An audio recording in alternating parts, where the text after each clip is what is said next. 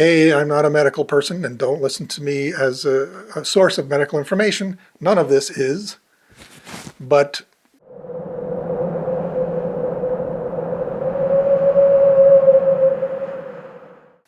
okay, I think in my earlier videos, one of my earlier videos, I mentioned, I think it was 3 weird health things that develop after you turn 60.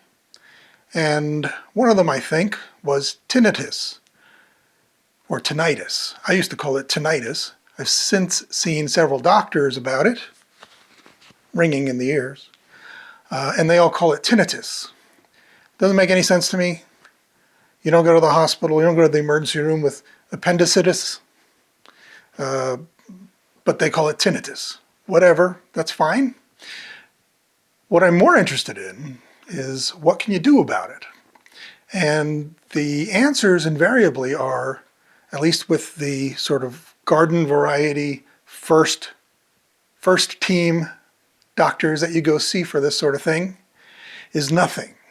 You can't do anything, you just get used to it, and you're old, and good luck to you. That'll be $150, or whatever it is, probably $300, but, or more. But I went to, I didn't want to give up on it because it's terrible. My specific tinnitus is a buzzing in this ear. And I decided, since I still haven't gotten in to see an actual audiologist in my primary medical group, because it's not a big deal, right? That appointment is still like a month away, and I made it 2 months ago. So I decided not to just sit on my hands, and I looked up an independent audiologist locally. And he also happened to specialize in tinnitus. So I made an appointment with him, got in within like 4 days, and spent a couple of hours. He tested me 9 ways to Sunday, and he told me that the buzzing variety of tinnitus, as distinct from the tonal ringing type, is actually kind of rare. It's the rarer form, and there's not a lot of specific literature about the buzzing variety. But he had some suggestions. He said it might be good that it's the buzzing variety, because he believed that the buzzing variety is a physical, as I went in and told him, it feels like a physical thing happening, like a vibration happening. It sounds like a vibration. It has a wavelength. It has a particular sort of sawtooth wavelength to it, if you know what I'm talking about. If you don't, that's fine. And I thought it was a nerve firing. It sounded like if you've ever been in an old office and had those fluorescent bulbs going bad, and it's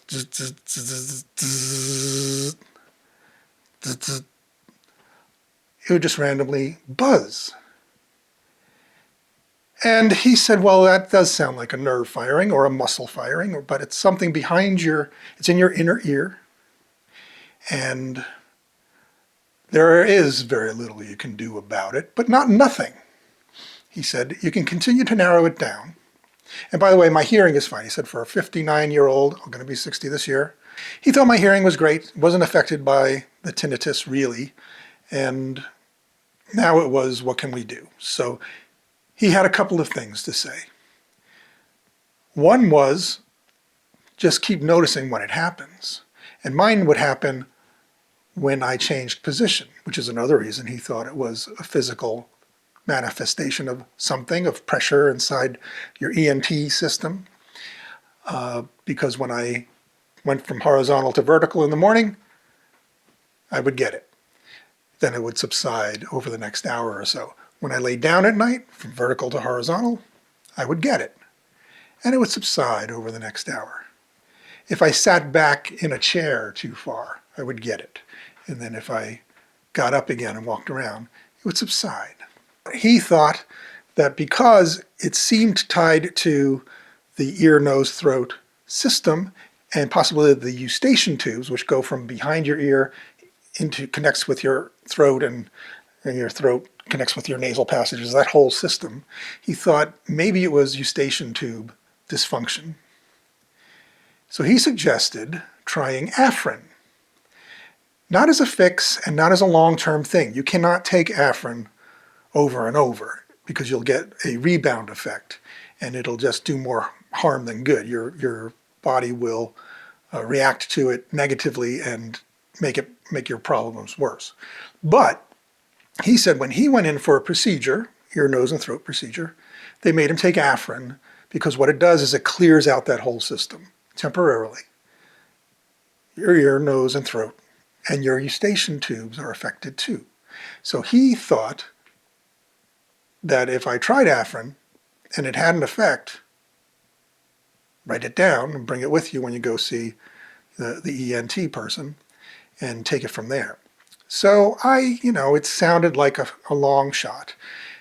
But my wife went to the store to pick up some other prescriptions, and I said, would you pick up some Afrin while you're there? She did.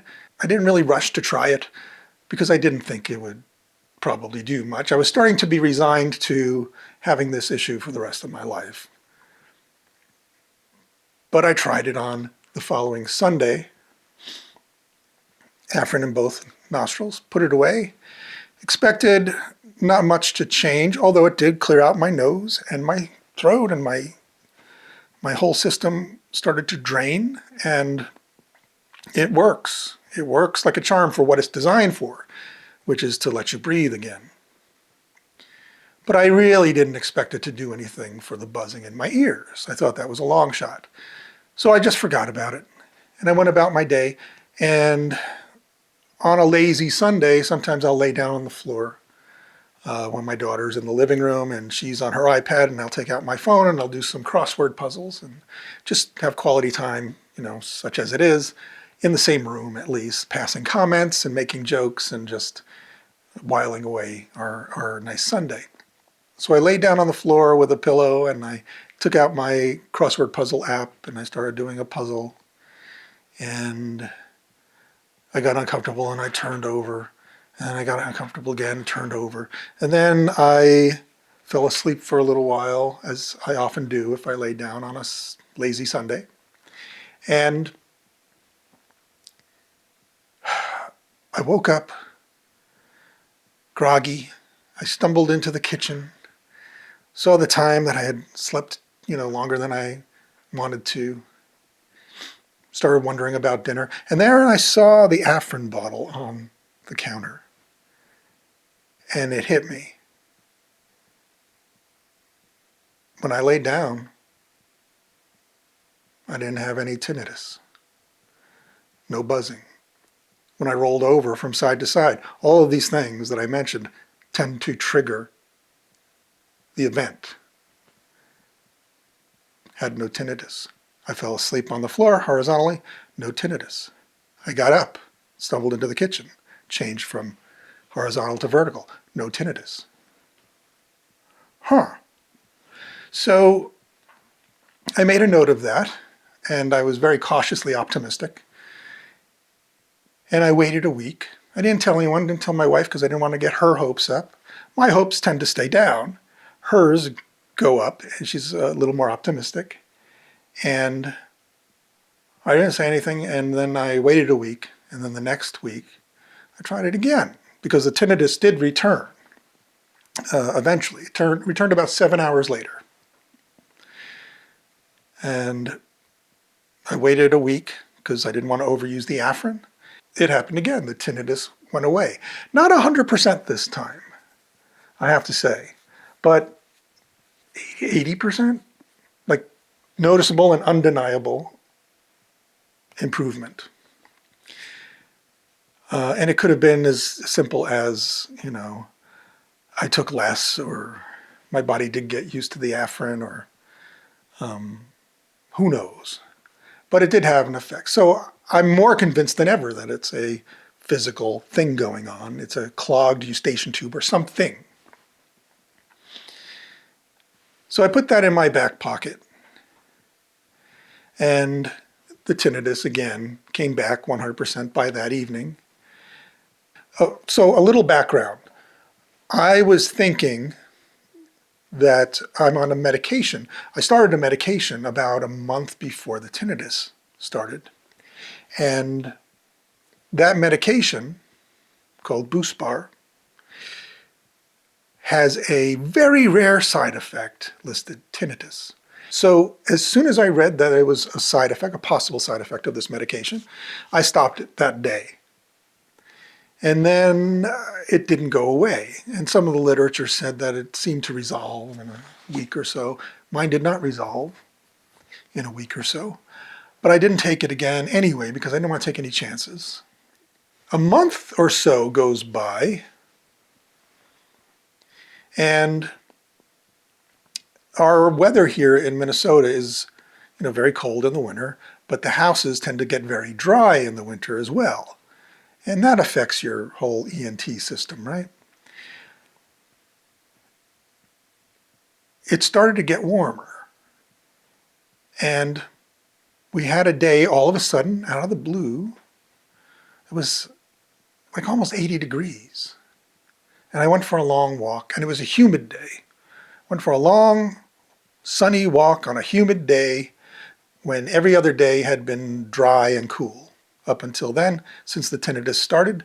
And when I got home, and later into the evening, I realized I wasn't having any tinnitus. All of a sudden, I had it moments before I left for my walk. I had it. And by the time I got home from my walk, I couldn't track a single moment of tinnitus the rest of that evening. And I didn't think of this till later, of course, piecing it all together because I wasn't expecting that to have anything to do with it. But that night I realized I don't have any tinnitus. I lay down, no tinnitus. I went to sleep, no tinnitus. I woke up, no tinnitus. I got up, no tinnitus. And I don't know. And now I'm thinking, well, it's that humidity and that walk and the change of the seasons and the air and the relative humidity, and maybe it's drained my eustachian tubes or something. I don't know. But then I remembered something. I'm on YouTube all the time looking for these little stories about people curing their tinnitus, and I don't give them much credence.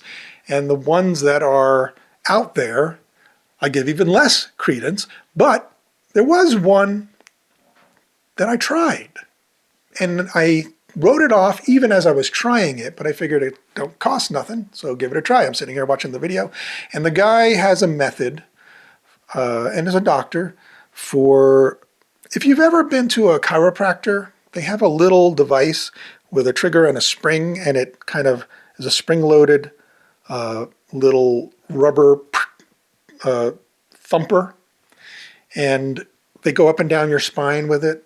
And when I first saw this, someone had convinced me to go to a chiropractor because I had a bad back. And I had never been to one before. And I went, and when I first saw this, I figured, here comes the snake oil. I'm out $150 because they have this thing that looks like one of my child's toys, and they're claiming it's this wonder device. So I'm getting to the tinnitus thing. But if you've been to a chiropractor and you've had that device, it's along those lines. So I'm trying to describe it to you a little better. It's along those lines, and it feels like that, a little thump, thump, thump in the areas of concern up and down your back. But the next day, after the chiropractor used that thing, my back felt better when it hadn't felt better in weeks. So call it psychosomatic or whatever, but it worked. And I was amazed. And I really just grudgingly gave it credit. I don't want to believe in that kind of simplistic, silly device thing. But the next day after using the silly device thing, my back was better. So keep that in mind. So I'm watching this video, and the guy, the doctor, has a method for using your fingers as sort of a simple spring device. Hooking your fingers together like that, and then putting tension on it till the top one releases. Same idea. You're creating tension and it's released, and a thump. There's a thump. So you do that, and you trace a line from your ears to the back to the bottom of your occipital lobe, I guess, and you let it go. Thump, thump, thump. I'm not going to do it now for a reason that I'll tell you. So I had done that also the day of the walk. But I didn't remember it because I thought it was silly. So I did it and forgot about it. And I went for my walk, and the next day I had no tinnitus. So was it the walk, the humidity, the change of weather? Was it the thumping? I don't know. It probably was neither. Maybe it was the boost bar had been out of my system, the medication had been out of my system long enough, and coincidentally, the tinnitus was subsiding now. And I just happened to be trying things all the time and ascribing the change in my health to those things. Who knows? But the fact of the matter is I haven't had that constant coming and going tinnitus buzzing in my ear for today's Wednesday, and it went away on Sunday night. So fingers crossed that it never comes back. But I will say, on the flip side of that, the tinnitus, the buzzing, seems to have been replaced by a tonal form of tinnitus. Now, I'm hoping that that is a stage, that the buzzing was the worst of it, and then beneath that is the tonal, and then eventually I'll have none. But right now, I do have a little tone in my right ear, and I can ignore it unless it's very quiet in the room, but it's there. And the thing with the tone is that it's there all the time. The buzzing was there intermittently, predictably, but intermittently. The tone is just there. And it's at like a 2, 3 out of 10, where the buzzing was at a 3, 4, even 5 sometimes out of 10. So I don't know what to say beyond try everything, but I'm hoping that the tonal part of it will disappear and disappear and disappear. I haven't tried that procedure again yet because, you know, people on YouTube are always telling you to try this, try that, and then they pretend to understand it. They ascribe some philosophy to it. Even doctors will look at it through the lens of they think it works within a paradigm that they've decided it exists. And I don't buy that. I think that, yes, maybe it worked, but maybe it's like a light switch. Maybe if I did the thing, and you have to do it like 8 times for 20 repetitions. So maybe I did that and it acted as an off switch. And maybe if I do it again, it'll be an on switch and it'll get worse. Maybe that's superstitious of me, but right now I'm just waiting for the tonal tinnitus to just subside on its own. I don't want to try the weird flipping motion again because I'm afraid that it's on off, not off, off, off, off, off.